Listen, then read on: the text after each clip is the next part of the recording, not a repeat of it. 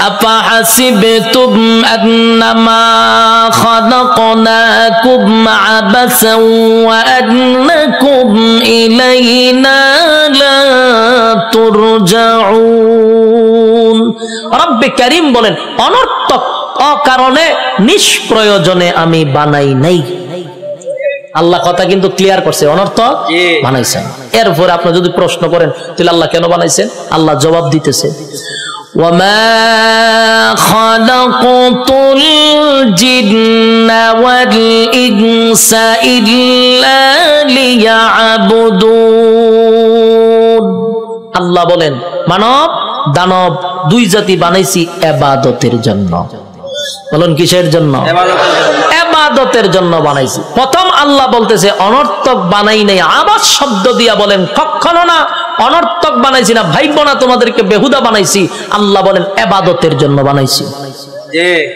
প্রশ্ন যদি করেন ইবাদত না করলে আপনি কি করবেন, আল্লাহ হয়তো কি করুন শুন وَلَقَدْ ذَرَأْنَا لِجَهَنَّمَ كَثِيرًا مِنَ الْجِنِّ وَالْإِنسِ আল্লাহ বলেন মানব দানব দুই জাতিরে আমি বহু মানুষ বহু জিনকে আমি আগুন দিয়া জ্বালাবো পোড়াবো।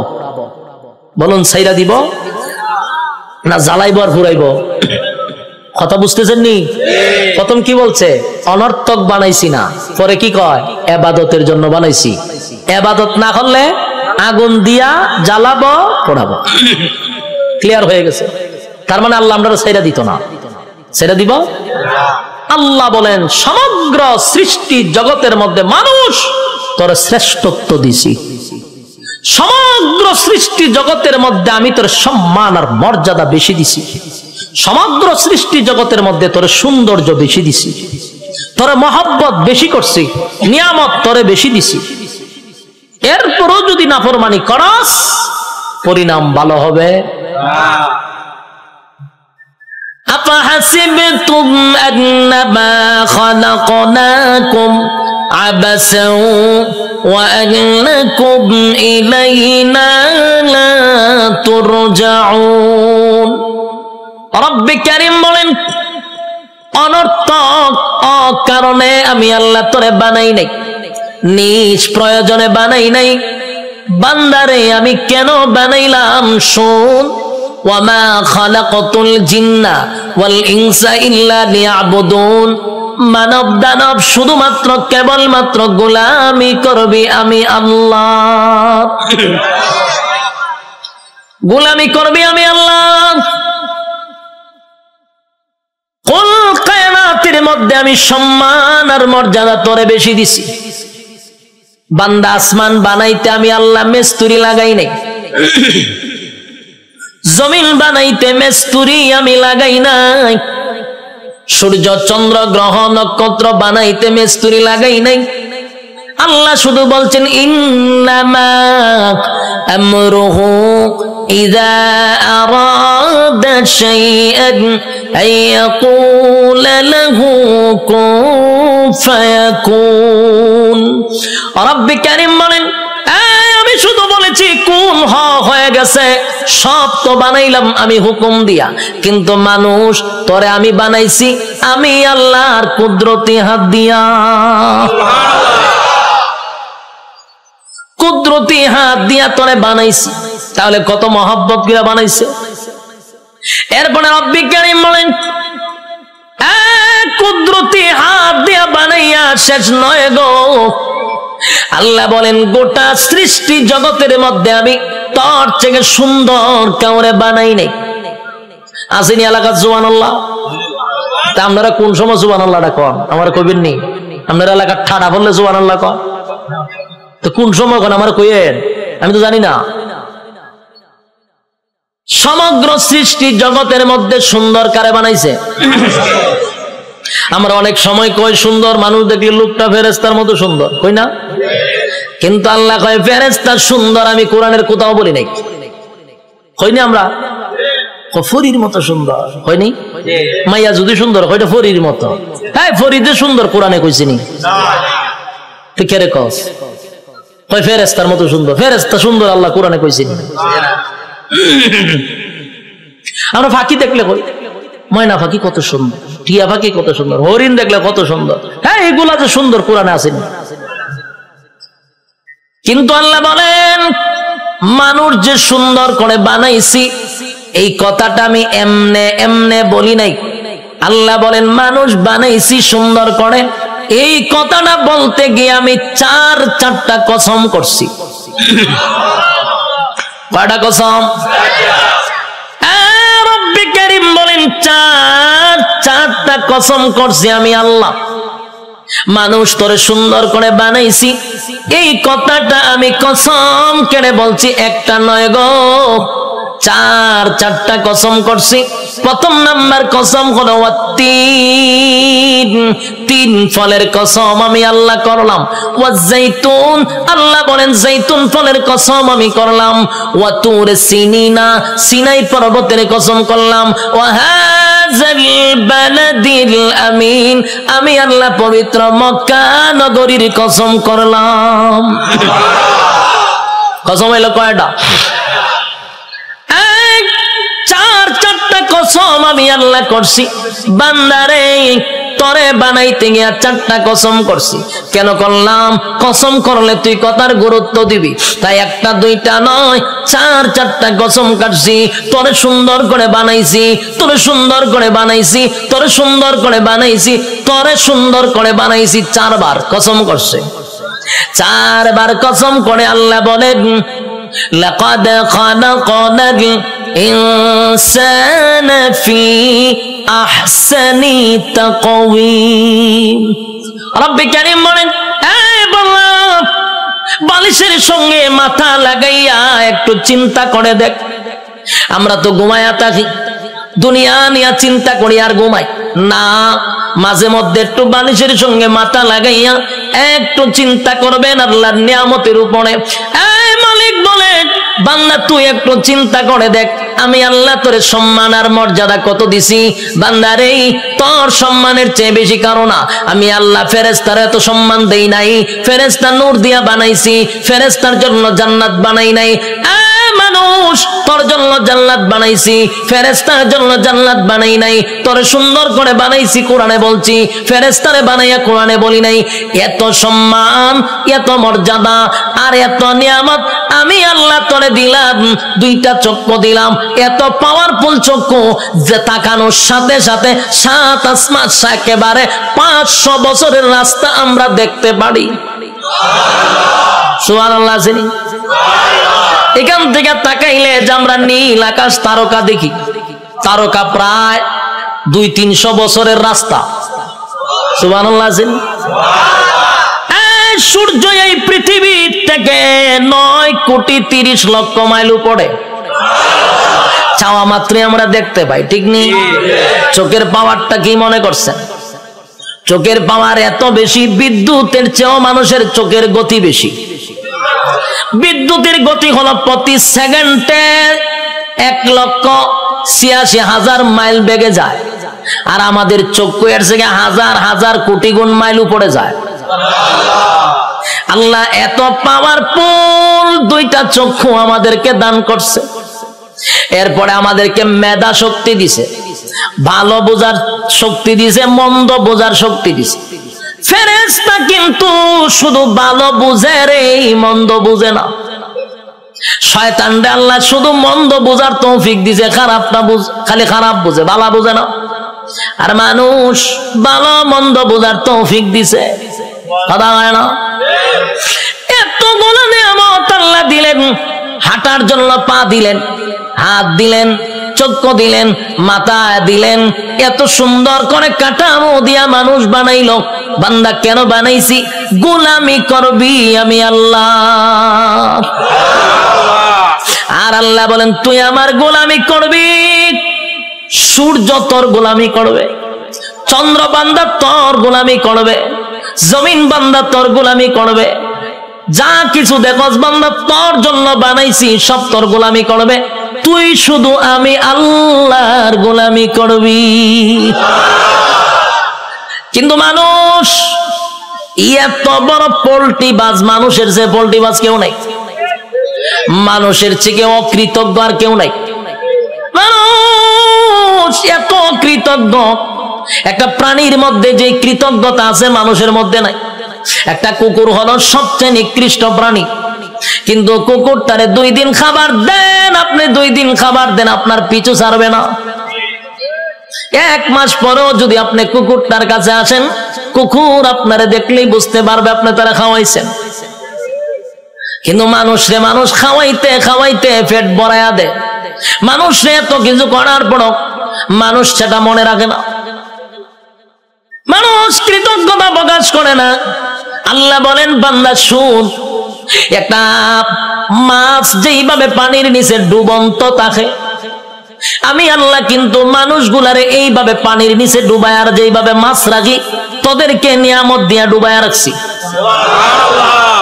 নিয়ামতের মধ্যে আমরা ডুবন্ত, মাছ যেইভাবে পানির নিচে ডুবন্ত, বান্দারে আমি তোরে নিয়ামত দিয়ে এইভাবে ডুবায় রাখছি। বান্দা শুন, এতগুলা নিয়ামত আমি আল্লাহ তোরে দিলাম, কোন নিয়ামতের অস্বীকার করবি? পারবে না। ফাবিআই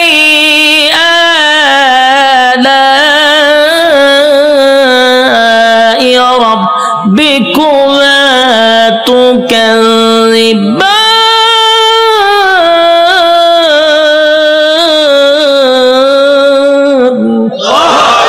আল্লাহ বলেন, কোন কোন নিয়ামতের অস্বীকার করবি?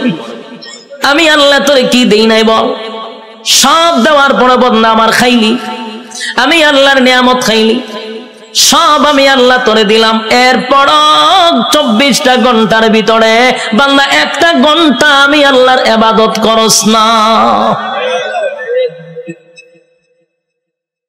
যুবক ভাই, কথাগুলি কি দিলের কান লাগায় শুনতেছেন?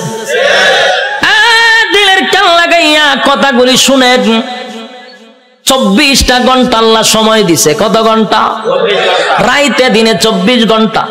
দিলের মধ্যে একটু প্রশ্ন করেন তো দেখি, 24টা ঘন্টার ভিতরে আল্লাহ তো দিল আমরা 24 ঘন্টা। যুবক, নিজেরে নিজে প্রশ্ন করো, 24টা ঘন্টার ভিতরে আমার মালিক রে তুমি কয় ঘন্টা দিছ? একজনের কথা হয় না, 1 ঘন্টাও মালিক রে দেয় না। আল্লাহ কয়, তুই ভাবছ আমি তোরে ছাইরা দিব? আমার নাম রহমান, দয়া মায়া বেশি। আল্লাহর দয়া মায়া বেশি। আমরা খালি ওয়াজ শুনছি, আল্লাহর দয়া মায়া বেশি। রহমান নামের গুণ হলো আল্লাহর দয়া মায়া বেশি। আল্লাহ যত বড়, আল্লাহর মায়া দয়া তত বড়। শুধু ওয়াজটা শুনছি, কিন্তু এরপরের ওয়াজ শুনছেন।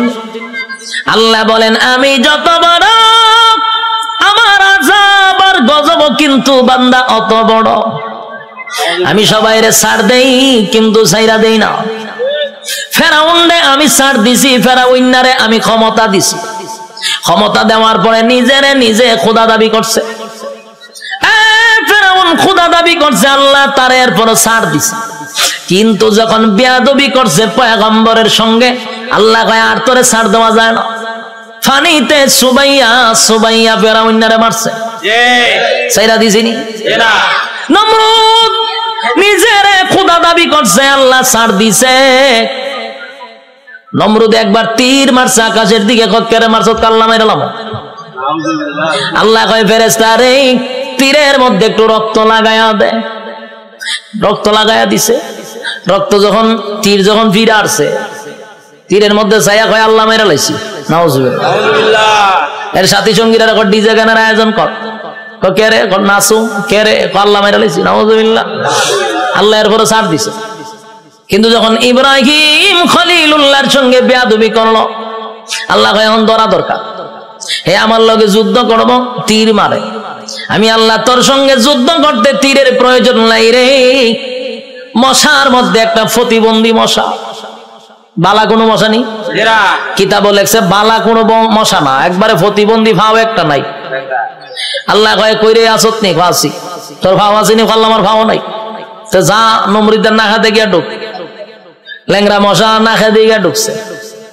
ঢুকিয়া একেবারে ডাইরেক্ট মগজও চলে গেছে। মগজ বইয়া এরপরে ইনসুলিন দেয়, সুই ঢুকায় আর সুই বাইর করে। যে সুই ঢুকাইছে মগজ, একটা লাফে 3 হাত উঠছে নমরুদ। যা পার্লামেন্টে বইয়া রয়েছিল, মশায় যখন কামড় দিয়েছে পার্লামেন্টের নাচ শুরু করছে ডিজে গানের মতো, উরুম দুরুম নাচে। আরো বিভিন্ন মন্ত্রীরা বসা, দেশের বিভিন্ন জায়গার থেকে অনেক রাষ্ট্রপতিরা আইছে, আয়াজন দেহে দেশের বাদশাহ এইভাবে ডিজে করে পার্লামেন্টে বসে। এটা কি পাগল নেই? ও পাগল তো আসি না, হঠাৎ করে নাচে কা। ও নাচতে নাচতে মশাও তো কম খারাপ না, কারণ টেং টুং যেদিন না থাকে এরা মারাত্মক খারাপ থাকে। এই মশা কিন্তু মারাত্মক খারাপ, হেদের সুই ডুগাজে বাইর করে না। আর এইদিকে নমরুদ্দা ডিজে গানের মতো নাচতেছে, কোনোভাবেই ব্যথা কমে না। নাচে মানে ঘটনা কি, যা পায় তা দিয়া মাথার তা পায়, কোনোভাবেই ব্যথা কমতেছে না। হঠাৎ আসেন জুতা একটা গাছ, এটা জুতাটা মারছে মাথার বাড়ি। যেই জুতাটা বাতাত বাড়ি মারছে, জিব্রাইল আবার যোগাযোগ রাখতেছে মশার সাথে। মশারে ফোন দিয়া কইছে তাড়াতাড়ি ছাইরা দে, ইনসুলিন টাইনা তুল। যখন হের সুই টান্দা তুলছে, ব্যথা ছাড়ছে। এখন নমরুদে জুতার পাইছে, সব বনাস কি একটা জিনিস, বারে দিলাম মাথার ব্যথা দিল সাইরা। জুতার মধ্যে কোনো ওষুধ আছে না? আসলে কি জুতার কোনো ওষুধ আছে? এটা আল্লাহ বেজ্জতি করার একটা সিস্টেম। জুতাটা বাড়িছে, ব্যথা কমে আছে, তার মানে জুতা আল্লাহ ব্যথা কমাইতেছে। এখন এই জুতা রেখে দিছে দাঁড়ে, রেখে টেনশনে করে আছে, কি ব্যথা উঠলো, জুতাটা বাড়ি দিলে ছেড়ে দিল। আবার কথা বলতেছে বিভিন্ন দেশের মন্ত্রী এমপির সঙ্গে, আবার মশায় সুই একটা ঢুকাই দিছে, ঠাস করে জুতাটা বাড়ি মারছে, ছেড়ে দিছে। আল্লাহ মশারে হলে করে, এটা তোর ডিউটি, কাজ চালায়া যা। হতেন পরে পরে ঢুকাইবি, জুতাটা বাড়ি দিলে ছেড়ে দিবি। মশায় হতেন পরে ঢুকায়, জুতাটা বাড়ি দেওয়ার পাই গেলা, আবার ঢুকায়, জুতাটা বাড়ি দেবাই করে। এই হইল জুতার বাড়ি শুরু। তখন নমরুদ্দা একা একা জুতাটা কত বাইরিত, হাতে ব্যথা দিয়ে লায়। তাই একজন লোক রাখছে, ধরে মাসে এত টাকা বেতন দিমু, এদিকে চাকরি কি দেখো জুতা দেখালে ভিডা নি,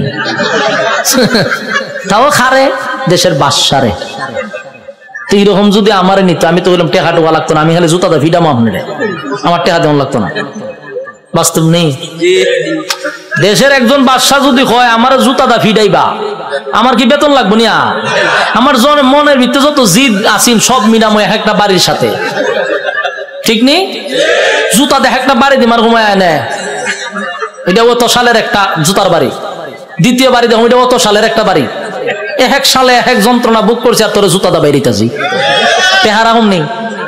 এই লোক হয় যে আমি বাসার জুতাটা বাইরামো, আমার টাকার দরকার নাই, আপনি আমার চাকরিটা দেন। চাকরি দিছে, এখন পার্লামেন্টে বেশা বৈশা কথাবার্তা বলতেছে, যখন মশা কামড় দেয় ইশারা দেয় তাড়াতাড়ি দে, পাশে জুতাটা ঠাস করে পিছন দিয়ে বাড়ি মারে। দেশের মানুষ বিভিন্ন দেশ থেকে আসে, আইসা কয় যেই বাসার ইজ্জত নাই, মানছে তারা জুতাটা বাইরা, এর সাথে আবার কি এর বৈঠক, হঠাৎ থেকে এটা ভাগল, এখান থেকে এক বেজ্জতি। তো জুতাটা বাইরিতে বাড়িতে প্রথম তো শখে শখে জুতাটা বাইরেছিল, ঠিক না? জুতাটা যে বাইরেছে প্রথম তো শখেই বাইরেছে, আনন্দে বাইরেছে, কিন্তু বাইরিতে বাইরিতে এখন তো বেচারার বিরক্ত হয়ে পড়ছে। কত বাইরিত, খানা খাইতে পারে না, ঘুমাইতে পারে না, বাথরুমও যাইতে পারে না, খালি বাইরা। এই বেচারা হয়েছে বিরক্ত, এমন অবস্থা হয়েছে এখন জুতাটা বাইরানি লাগে হতান পরে পরে। বাথরুমে গেছে, একটা বাথরুম করতে গেলে টাইম নাই না, জুতাটা বাড়ি দেয়, সে বিপদ করছে না, খানা খাইতে পারে না। এই বেচারা কয় এর যদি আমি জুতাটা বাইরিতে থাকি আমি এমনি মরে যাবো, খাওয়ার নাই ঘুম নাই তো আমার মরণ হয়, তে একবার এর মাইরি মরে যাই। এখন হে কইল সিদ্ধান্ত নিয়েছে, না এমন মরম এমন মরম, চাকরি না করলে আমার গরদান যাইব, আর আমি যদি চাকরি করতে চাই আমি এমনি মরে যাবো গা, তে এক বালা হেরে মাইরা মরে যাই। তখন একদিন জুতার বদলা বড় একটা মুগুর লইছে, আমরা এটা কি তা কই মুগুর কইনি, মুগুর লইছে একটা, লইয়া পিছে বইয়া দিছে। যখন জুতাটা বাড়ি দে, তখন মুগুর লইয়া যৎকান শরীরে শক্তি আসিন, একটা বাড়ি দিছে, মাথা দুই ভাগ হয়ে যা। ল্যাংরা মশা যে মাথার ধরেছেন, ছায়া দেয় ছাদ নাই, ছাদ নাই, মশায় চিন্তা করবো যেরকম একটা নোংরা পরিবেশে আর বন যায়, মশা গেছে। নমরুদ্দা শেষ নি, কার সাথে পাল্লা লইছিল? আল্লাহ মারছে কেমনে? জুতা দা ফিডাইয়া মারছে। এই জন্য আল্লাহ ছাড় দেয়, ছেড়ে দেয় না। বুঝসারে চিনুন না আপনারা, এখানে যারা বয়স 30 আছে এরা বুঝসারে চিনব। ডব্লিউ বুশ হে কিন্তু কম করছে না, এইটা আমরা দেখছি। হে অনেক মুসলমানের রক্ত দিয়া গোসল করছে, হে কম করে নাই। শেষে আল্লাহ হেরও কিন্তু সাংবাদিকের জুতাদা ফিটাইছে, এক সাংবাদিকের জুতাদা বাড়ি মারছে। আর এই জুতার দাম অনেক হয়ে গেছে, মিলিয়ন জাদুঘর আছে। আল্লাহর মায়ের আস্তে আস্তে ছাড় দেয় ছেড়ে। যারা জুলুম করতেছেন, যারা জুলুমের মধ্যে আছেন, যাই না রাখেন জুলুমের শেষ আছে। যারা জুলুম করে তাদের দুইটা শাস্তি, একটা দুনিয়ায় একটা পরকালে। দুনিয়ায় ততক্ষণ না পর্যন্ত আপনার মৃত্যু দিবে না যতক্ষণ আপনাকে দুনিয়াতে আল্লাহ চরম পর্যায়ের বেজ্জতি না করবে। চরম পর্যায়ের বেজ্জতি করার পর আপনার মৌত দিবে আল্লাহ। এরপরে পরকালে তো আছে কুবা শামসুর মতো, ইচ্ছা মতো কুবাইব। বাস্তব না বাস্তব? সাইজ কিন্তু আল্লাহ ছেড়ে দিত না, জনমের সাইজ করবো। এই জন্য যারা জুলুম করেন স্পষ্ট শুনে রাখেন, প্রথম নাম্বার কথা হলো ততক্ষণ না মরবেন না যতক্ষণ আপনার আল্লাহ দুনিয়াতে চরম পর্যায়ের বেজ্জতি না করবে, অপমান করবে। এরপরে মৃত্যু দিবে। আর পরকালে তো আছে ওয়াং সাং সুচি কিতা ইজ্জতে আসেনি, তাইরে জনমের দেওয়া দিতা যখন বন্দি করে রাখছে। পারমার মুসলমানের রক্ত খাইছিল না, তাই রক্ত চুষা খাইতেছে। আরো বেজ্জতি হইব, আরো দেখবেন সামনে, অপেক্ষায় থাকেন। বাকিটা দেখার বয়স আপনারা রয়েছে, আল্লাহ দেখাইব। আল্লাহ বলেন ছাড় দেই কিন্তু ছেড়ে দেই না। আমি যখন ছাড় দেই বুঝিস না আমি তোরে ছাইরা দিছি।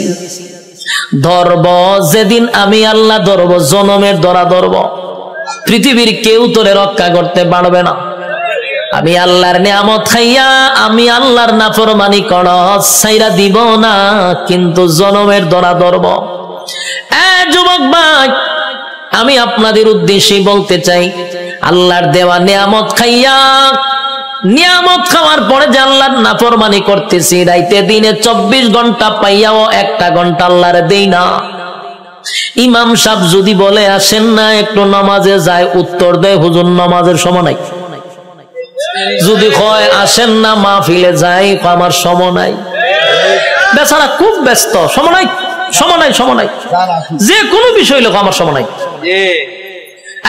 প্রশ্ন হলো তোমার সময় নাই, সময় নাই, কিন্তু যেই লোকটা বলছে নামাজের জন্য সময় নাই, ওয়াজ মাহফিলের জন্য সময় নাই, এই লোকটারই দেখবেন ব্যবসার জন্য সময় আছে, চাকরির জন্য সময় আছে, বন্ধুদের আড্ডায় সময় আছে, বিশ্বকাপ খেলা 90 মিনিট দাঁড়ায়া দেখার সময় আছে, বিভিন্ন জায়গায় আড্ডায় কফি আড্ডায় সময় আছে, সব জায়গায় বেচারার সময় আছে। সময় নাই শুধু আল্লাহর বেলা। আল্লাহ বলেন সময় তো আমি দিছিলাম, সময় কাটা দিছে আল্লাহ। বলেন সময়ের মালিক আমি তোরে সময় দিলাম রে, আমার দেওয়ার সময় পাইয়া আমারে দিলি না, মন গড়া সময় নষ্ট করলি। বান্দা আমি পাই পাই পাই পাই করে তোর কাছ থেকে হিসাব নিব, বান্দা হিসাব না দিয়া সামনে আগাইতে পারবি না। আপনারা কিতা মনে হয় আল্লাহ আমরা সেইটা দিব হিসাব না নিয়া? হিসাব নিব। আগেই বলছি অতগুলা নিয়ামত আল্লাহ আমরা দিছে, এমনে ছেড়ে দিত না হিসাব না নিয়া। কথা কয় না? একটা এক্সাম্পল দিই সহজে বুঝতে পারবেন।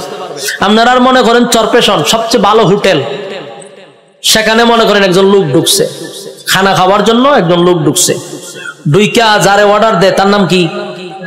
মেসিয়ার। মেসিয়ার কইলো ভাই খানা নিয়ে আয়। কি আছে তো দেখবেন মেসিয়ারের একটা অভ্যাস হলো একটা নাই 50টা নাম কইব।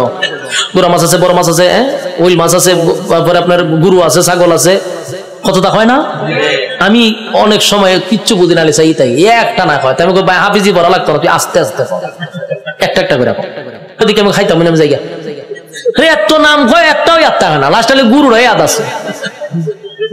এই লোকজন এতগুলা নাম কইছে, চিন্তা করলো এতগুলা নাম কইছে কোনটা কম কয়, আচ্ছা সব লইয়া যা। মেসিয়ারে আনতেছে, টেবিল সাজাইছে, খাইতেছে।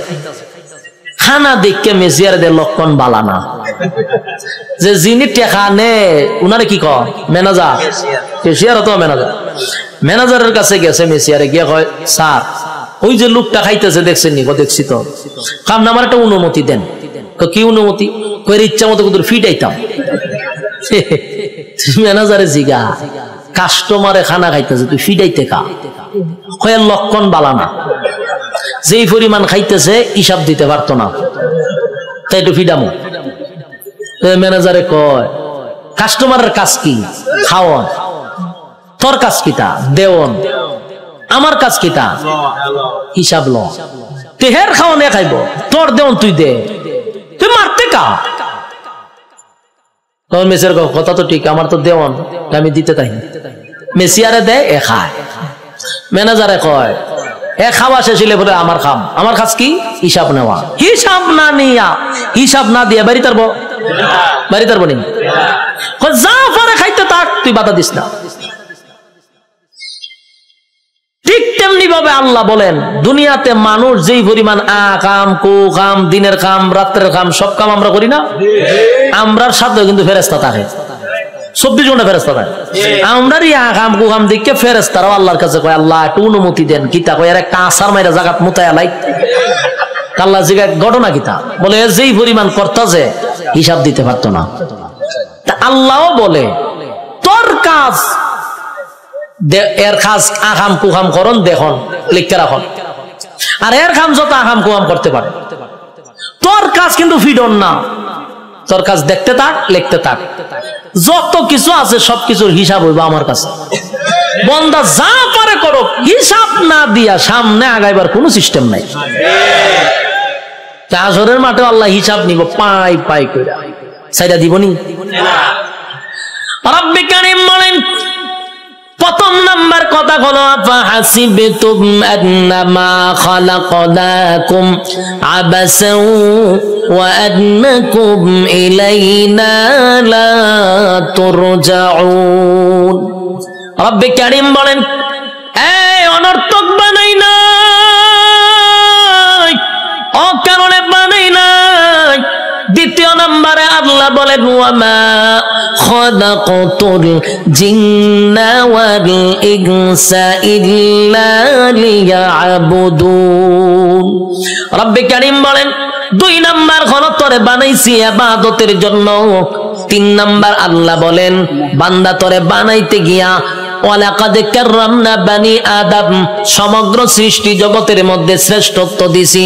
4টা কসম করে বলছি বাংলা তোর থেকে সুন্দর আমি আল্লাহ কাউরে বানাই নাই, তোর থেকে সম্মান আর মর্যাদা আমি কাউরে দেই নাই।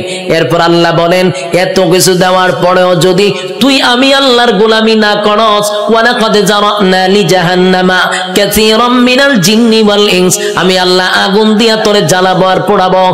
এরপরে রব্বে কারীম বলেন বান্দা শুন, ভালো করে শুন, এত নিয়ামত দিয়া তোরে ছেড়ে দিব না। আমি আল্লাহ কিন্তু পাই পাই পাই করে হিসাব দেব। কুল্লু নাফসিন বিমা কাসাবাত রাহিনা, প্রত্যেকটা মানুষ তার কৃত কর্মের জন্য আল্লাহর সামনে জবাব দিতে হবে। হিসাব ছাড়া ছেড়ে দিব না। রব্বে কারীম বলে হিসাব নিব গো, হিসাব ছাড়া আমি আল্লাহ কাউকে ছেড়ে দিব না।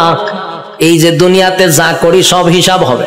আল্লাহ বলেন শুন বান্দা, যখন প্রত্যেকটা মানুষের হায়াত শেষ হয়ে যাবে, মালাকুল মউত আজরাইল সামনে হাজির হবে, তার একটা কিয়ামত হবে।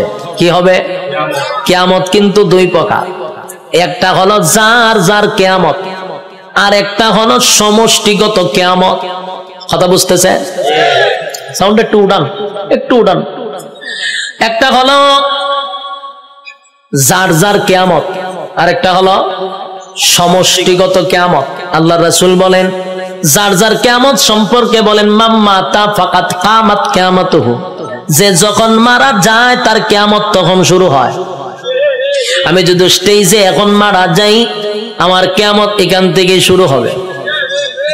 আরেকটা হলো সমষ্টিগত কিয়ামত, সেই কিয়ামতটা হলো কিয়ামতে কুবরা, এটা বড় কিয়ামত।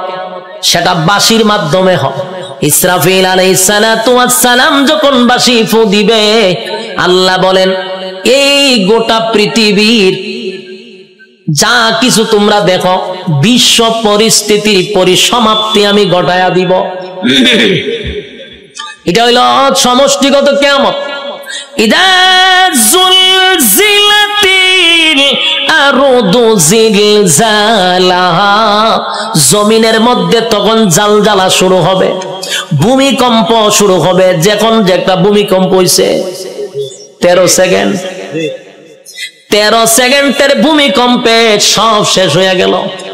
আর ওইটা যে শুরু হইব ওইটা 13 সেকেন্ড না, 13 ঘন্টা না, এটা চলতেই থাকবে। পাহাড় গুলি তুলার মতো উঠতে থাকবে।